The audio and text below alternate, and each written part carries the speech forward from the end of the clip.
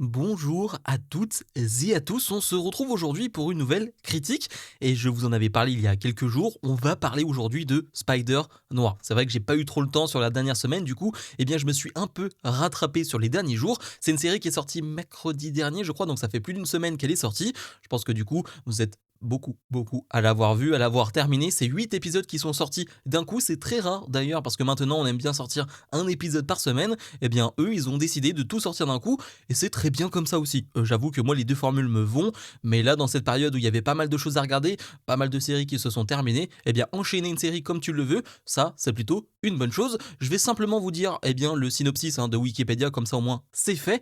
Dans un New York alternatif des années 1930, Ben Reilly a longtemps été le seul et unique super-héros de la ville. Aujourd'hui, il a raccroché depuis 5 ans. Il est aujourd'hui un détective privé vieillissant et malchanceux. Une affaire le mène à se mêler des affaires de l'homme le plus puissant de la ville, Silverman. Ben peut compter sur l'aide de Janet et de son meilleur ami, mais Ben Reilly va être approché par une certaine Cathardy qui souhaite l'engager pour retrouver son ami Flint Marco qui, comme Ben, a des pouvoirs spéciaux.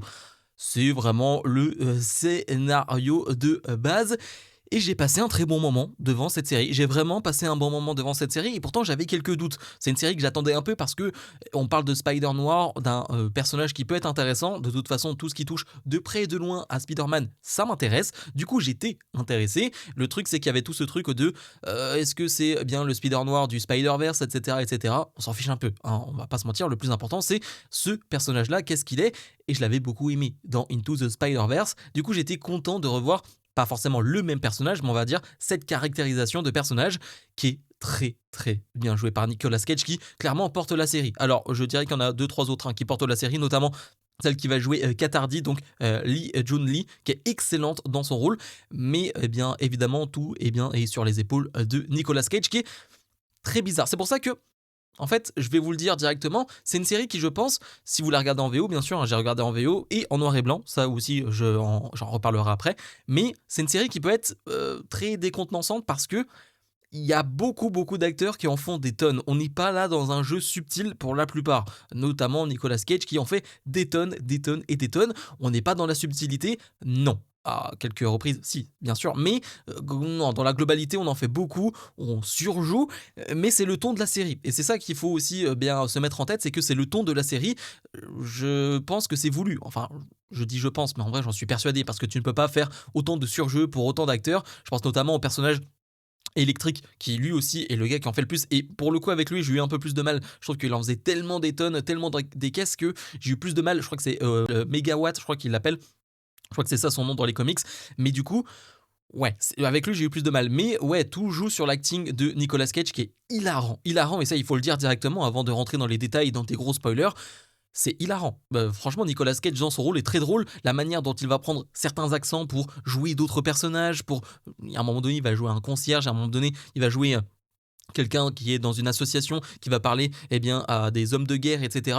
Franchement, il est hilarant et même il y a quelques blagues qui fonctionnent très bien dans les séries. Il y a des trucs de mise en scène qui fonctionnent très bien. Je vous en spoil une avant de parler réellement de gros spoilers, mais on a une scène où on a finalement la secrétaire de Ben Reilly, de Nicolas Cage de Spider Noir, qui découvre entre guillemets qui est Spider Noir, qui est donc Ben Reilly. Sauf qu'en fait on te montre une scène qui te dit bah non, en fait, elle le sait depuis le début, parce qu'en fait, c'est une scène qui va revenir à chaque fois, mais qui revient en boucle. À chaque fois qu'elle rentre dans son bureau, elle le voit en Spider Noir, elle le voit dire je suis Spider Noir, etc., etc. Donc, c'est une scène qui est très drôle et qui est dans le ton de la série. Et je trouve d'ailleurs, et ça, je vais en parler directement, parce que là, c'est bon, je vais dans les spoilers, c'est bon, on est dans les spoilers maintenant.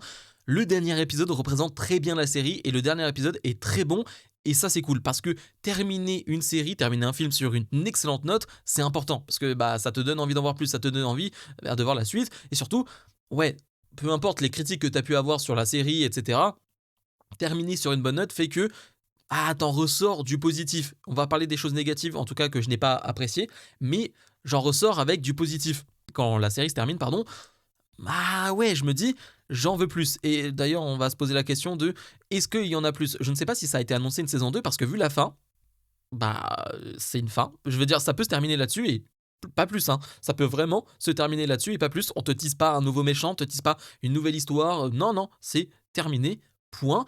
Donc à voir, mais je pense que ça va dépendre du succès de la série. J'ai vu qu'elle fonctionnait quand même très bien, qu'elle est très appréciée et je trouve ça très compréhensible. Mais du coup, c'est cool parce que un truc qui était hyper important, c'était le côté noir et blanc. Alors on peut regarder cette série en noir et blanc ou en couleur. J'ai regardé le premier épisode en couleur, très bien. Je trouve que la colorimétrie est bien, la photographie est bonne.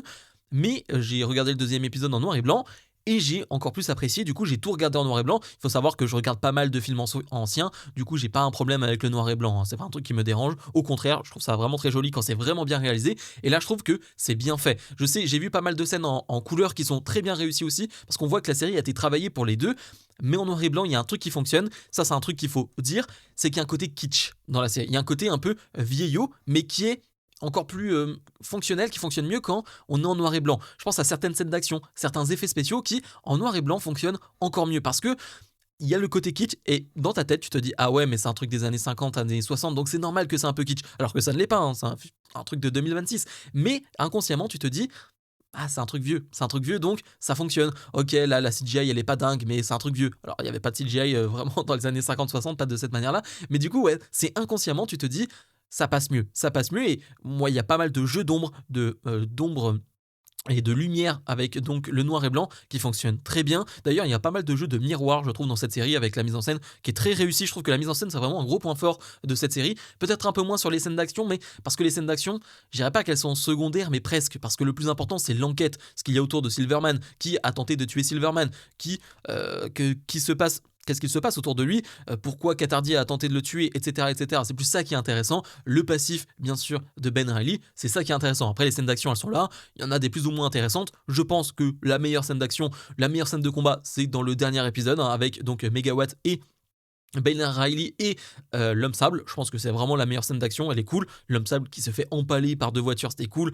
Megawatt qui se fait empaler par un train, c'était cool. Je pense que c'est vraiment la meilleure scène d'action. Mais voilà, ne vous attendez pas forcément à des grosses scènes d'action spectaculaires ou quoi que ce soit. Non, c'est pas vraiment ça. Par contre, il y a un truc, moi, qui m'a tenu, on va dire, toute la série. C'est ça qui est important, c'est le scénario. Le scénario, je le trouve très bon. Comme je l'ai dit, c'est une histoire d'enquête, parce que Ben Reilly est un détective privé. Du coup, on est vraiment avec lui dans cette enquête. Il cherche des indices à droite et à gauche. Et du coup, t'es avec lui, t'apprends des informations avec lui. Et c'est très prenant. Alors, autant dans les 2 premiers épisodes, je me demandais où ça va aller. Mais petit à petit, j'ai vraiment été emballé. J'ai beaucoup apprécié. Dans les choses que j'ai un peu moins aimé, c'est un détail, je pense, pour beaucoup, mais il y a un truc. Dans les 4 premiers épisodes, justement, on est sur ceux qui a tenté de tuer Silverman. Silverman qui est excellemment joué par Brendan Gleeson, qu'on a vu dans Harry Potter. Mais j'avoue que je sais pas trop dans quoi d'autres je l'ai vu. Faudrait que je regarde. Mais en tout cas, ouais, c'est un excellent acteur. Il est vraiment excellent en grand méchant de la série, en gros boss de la ville. Il est vraiment très bon. Mais du coup, on a trop ce truc de qui l'a tué, et du coup on cherche des informations, etc. Et Ben Reilly comprend que c'est donc Katardi qui l'a fait, et surtout, il va essayer de retourner la situation pour nous faire croire que c'est un homme de main de Silverman qui l'a fait. Sauf que on avait compris la situation, en tout cas je pense que vous l'avez tous compris, cette situation autour des billets qui ont été marqués, qui donc sont les billets marqués de justement Winston, l'homme de main de Silverman. Le truc, c'est que la série te prend pour un con, et ça je déteste ça, c'est la série qui se fait pas confiance. Finalement, on a vu toutes les scènes, justement, où Ben Reilly faisait tous ces manigances, tous ces changements pour arriver à ce scénario final, à cette fin, où il te le dit, non, c'est ton homme de main qui l'a fait. Eh bien, non, la série te dit, ah non, finalement, peut-être que t'as pas bien suivi, peut-être que t'es un peu trop bête, je vais te remontrer tout ce qu'il s'est passé avant. Donc, on te remontre, un enchaînement d'images de, ah bah là, il a fait ceci, ah bah là, il a fait cela. Regardez dans cette scène-là, vous avez bien regardé, il a fait ceci avec les billets. Je trouve que la série te prend un peu trop pour un con. Ça, c'est le genre de truc qui arrive aussi dans pas mal de films, dans pas mal de séries, où la série, le film ne fait pas confiance au spectateur, ne fait pas confiance au fait que le spectateur suivait vraiment l'action. Je trouve ça un poil dommage. Voilà, c'est un petit détail, je sais pour certains, mais moi, sur ce moment-là, je me suis dit, ah c'est con, on avait compris, la scène est cool, t'avais pas besoin de nous remontrer en flashback toutes les scènes. Bref, c'est un détail pour certains. Comme je le disais, je pense que le point fort de la série, ce sont les acteurs. Comme je le disais, j'ai aussi quelques problèmes avec des acteurs, notamment l'acteur de l'homme sable, Jack Houston. J'ai pas trouvé très bon. Je trouve qu'il a qu'une expression, et voilà, c'est juste mon avis, mais ça va pas plus loin que ça. Sinon, Joe Robertson dans le rôle de Maurice est vraiment excellent. On a bien sûr la secrétaire qui est excellente aussi dans le rôle, Janet, donc qui est jouée par Karen Rodriguez, qui est très très forte. Donc tous les acteurs sont très bons, la plupart en tout cas, et je passe un vrai bon moment. Comme je l'ai dit, je pense que le dernier épisode est le meilleur parce que on a, on va dire, tout ce qu'il y a de bien dans la série. On a des acteurs qui en font des tonnes, mais ça joue bien. La scène dans le bar, justement, où Ben Reilly fait croire à Silverman qu'il n'est pas Spider Noir, c'est hilarant dans les premières minutes, c'est très très fort. Et puis ensuite, Robbie qui arrive et qui se fait passer pour Spider Noir, c'est très très bien. Franchement, c'est très très bon. Il y a une tension, mais en même temps, il y a ce côté humoristique qui ressort, qui est un peu le ton de la série. Donc ouais, j'ai beaucoup aimé. Après, ça va partir en bagarre générale, etc. Et il y a une scène, alors je pense pas que tout le monde aura la référence, mais clairement, moi, c'est une scène qui m'a fait penser à un film qui m'a fait penser au film Lady from Shanghai, qui est un film de 1950, quelque chose comme ça, que j'avais vu il y a quelques mois, que j'avais beaucoup aimé. Mais surtout, cette scène de fin, donc avec les miroirs, avec Kat Hardy et avec Silverman, c'est clairement une scène qui est tirée de ce film. Clairement. Enfin, c'est une référence, c'est obligé, en noir et blanc de cette manière-là, la manière de filmer, de te faire comprendre, ah non, il n'est pas là le méchant, non, en fait on joue avec les miroirs, etc., etc. Clairement, c'est une référence à ce film, en tout cas, c'est l'impression que j'ai eue, et puis vu que c'est un film que j'ai vu il y a quelques mois, directement je l'avais en tête, donc j'étais content d'avoir cette référence, pour une fois que j'ai une espèce de référence qui est très très cool, donc ouais, c'était une bonne scène, avec Kat Hardy qui va donc tuer Silverman, et comme je disais, il y a un truc, c'est que la série se termine, et tout est terminé en termes d'arc, entre guillemets. Parce qu'on a eu la relation Ben Reilly avec Kat Hardy, on s'est dit, il y avait peut-être un truc, peut-être qu'à ce moment-là, Ben Reilly va retrouver la joie de vivre, et d'ailleurs, on le voit, hein, il est plus du tout le même, il est prêt à partir, loin d'ici, etc. Mais finalement, Kat Hardy, elle l'a un peu manipulé, elle l'a envoyé chez ce docteur, et d'ailleurs, je n'ai pas parlé de tout ce pan qui est très très cool chez le docteur, on a cette scène d'hallucination, avec les araignées, avec des effets de grandeur et tout, qui sont très très bien, avec des effets spéciaux qui sont un peu kitsch, mais ça fonctionne bien dans l'hallucination, de Ben Reilly. C'est une scène que j'ai beaucoup appréciée, un peu moins apprécié les araignées, mais c'était une vraie bonne scène. Mais du coup, j'ai bien aimé ce passif du comment ils sont devenus des super-héros, des personnes avec des super-pouvoirs. Et bien tout ça est dû aux Allemands qui ont fait des expérimentations sur eux, et Ben Reilly a été justement mordu par l'un de ses patients. J'ai bien aimé ce petit passif, ce petit moment où on te dit comment c'est arrivé. J'ai bien apprécié. Je ne sais pas à quel point dans les comics c'est de la même manière ou non. Je ne sais pas à quel point c'est une histoire originale ou non, mais j'ai beaucoup aimé. Mais donc pour en revenir à la fin, je voulais dire, en fait, tout est un peu terminé. On a donc la relation Ben Reilly, Kat Hardy, qui n'en est plus une, parce que Kat Hardy dit clairement qu'elle est amoureuse de l'homme sable qui va être soigné justement avec l'antidote. Et lui, c'est tout quoi. Il y a pas plus. On nous dit que Robbie, il est chef maintenant de rédaction. Il y a la secrétaire qui a un nouveau bureau. Et voilà. On a quelqu'un qui appelle pour une nouvelle enquête. Et ça se termine là-dessus. Et c'est pour ça que je me dis, j'ai l'impression que la série a été faite, la saison 1, en mode, on va pas teaser quelque chose. On sait pas s'il va y avoir une saison 2, une saison 3. On n'en sait rien. Du coup, on tease rien.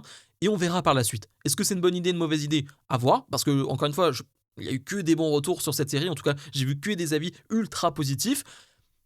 Je me dis, pourquoi pas une suite? Et c'est vrai que je m'attendais peut-être à un petit teasing d'un nouveau méchant. Et c'est pour ça que ça peut être cool une saison 2. T'intègres des nouveaux méchants qu'on connaît de l'univers de Spider-Man. Là, bien sûr, on avait l'homme sable, bien sûr, qui est très très cool. Mais si tu peux amener d'autres personnes, d'autres, on va dire, héros, d'autres méchants hyper connus, je ne sais pas comment ça se passe en termes de droit, ça peut être génial. Donc, ouais, globalement, j'ai pas grand chose d'autre à dire de plus. J'ai passé un très bon moment. Le noir et blanc, moi je pense que c'est la bonne idée. Ça fonctionne très très bien. Encore une fois, noir et blanc, couleur, je pense que ça fonctionne très bien dans les deux côtés parce que ça a été bien fait, bien réalisé, bien pensé surtout. Donc ouais, j'ai pas grand chose à dire de plus. En vrai, je suis en train de regarder mes notes pour voir si j'ai dit des bêtises ou quoi que ce soit. Bon, aussi l'enquête, enfin tout ce qui est autour du maire, j'ai pas trouvé ça hyper intéressant, mais voilà, c'est pas. Voilà, justement pas intéressant, c'est pas très long. Si, il y a un truc, la musique, je la trouve un peu générique. J'ai pas été emballé par la musique, alors que justement, j'allais dire, le générique, et je l'aime beaucoup. La musique du générique, elle est bonne. Il y a une chanson d'ailleurs aussi de la première fois qu'on découvre Kat Hardy qui est excellente, la manière dont elle chante, etc. C'est cool, mais je trouve que la musique, parfois, elle sait pas trop où elle va. Il y a un truc un peu plus moderne, parfois un peu plus vieillot. Et des fois, je la trouve un peu trop en retrait sur certaines scènes. Du coup, ouais, voilà, c'est un petit point négatif, mais encore une fois, ça gâche pas mon plaisir. Bref, je pense avoir tout dit sur cette série. Si vous l'avez vu, n'hésitez pas à me dire. Si vous l'avez vu, n'hésitez pas à me dire ce que vous en avez pensé en commentaire de cette vidéo. Et bien, nous, on va se retrouver la semaine prochaine parce qu'il y a le nouveau film de Spielberg qui sort. Et j'ai très, très hâte de voir ça et d'en parler avec vous. On se retrouve donc dans les prochains jours pour d'autres vidéos. Salut, salut!